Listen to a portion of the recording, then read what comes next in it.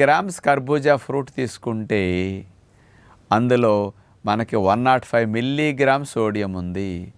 మనకి దగ్గర 300 milligram sodium per day సరిపోతుంది. అందుకని కర్బూజా పండు ఒకటి కొనుక్కున్నాం అనుకోండి, ఒక హాఫ్ ఈ రోజు వాడతాం, మిగతాది ఫ్రిడ్జ్లో పెట్టుకుంటూ ఇంకొక హాఫ్ నెక్స్ట్ డే వాడుకోవచ్చు. ఒక హాఫ్ కేజీ దగ్గర ఉంటుంది కదా, పావు కేజీ నుంచి హాఫ్ కేజీ మధ్యలో హాఫ్ కట్ చేస్తే, అలాంటి ఆ కర్బూజాని కట్ చేసి తొక్క గింజలు తీసేసి ఆ కర్బూజా మొక్కల్ని మిక్సీ వేయండి. మెత్తగా మిక్సీ అయిన తర్వాత దాంట్లో పాటు కావాలంటే కొంచెం పుచ్చకాయ ముక్కలు కూడా వేయండి, కాంబినేషన్ కావాలంటే కొంచెం గ్రైండ్ చేసేసి ఫిల్టర్ చేసేసేయండి, వడకట్టేసి తీసేసుకోండి.